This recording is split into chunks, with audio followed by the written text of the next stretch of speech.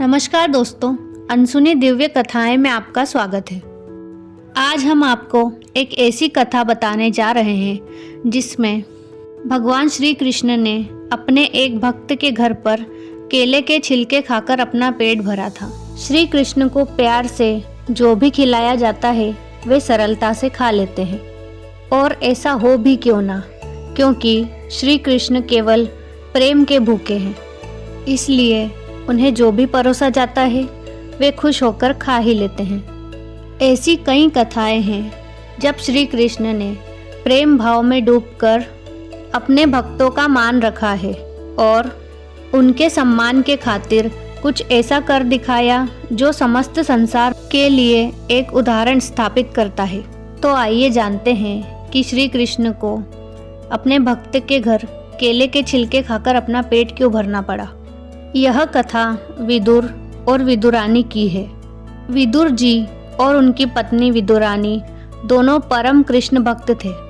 महाभारत के युद्ध से पहले एक दिन श्री कृष्ण विदुर जी के घर उनकी भक्ति के वशीभूत होकर पहुँचे। तब विदुर जी घर पर नहीं थे। वहीं विदुर जी की पत्नी विदुरानी घर पर पूजा पाठ में लीन थी। जब श्री कृष्ण ने विदुर जी के द्वार पर खड़े होकर आवाज़ लगाई तो विदुरानी ने श्री कृष्ण की आवाज़ पहचान ली और दरवाज़ा खोलने के लिए भागी चली आई।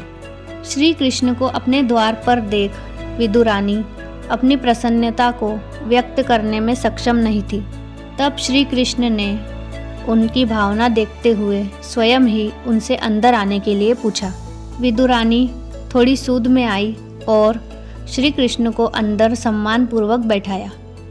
और फिर श्री कृष्ण ने जब विदुरानी से भूख लगने की बात कही तो घर में कुछ ना होने के कारण विदुरानी ने उन्हें केले देना ही सही समझा।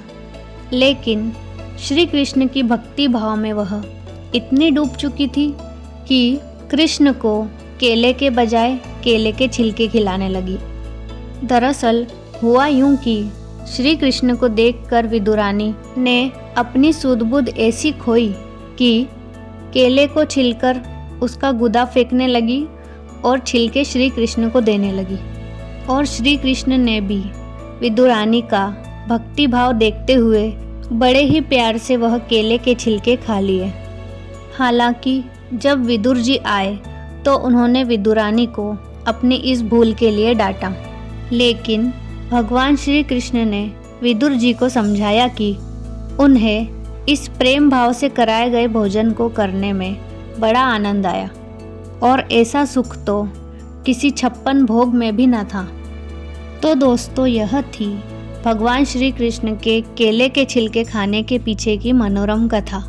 आपको यह कथा कैसी लगी हमें कमेंट करके ज़रूर बताएं, और इसी प्रकार की अन्य दिव्य कथाएं सुनने के लिए हमारे चैनल को सब्सक्राइब करें और इस वीडियो को लाइक और शेयर करना ना भूलें। राधे राधे।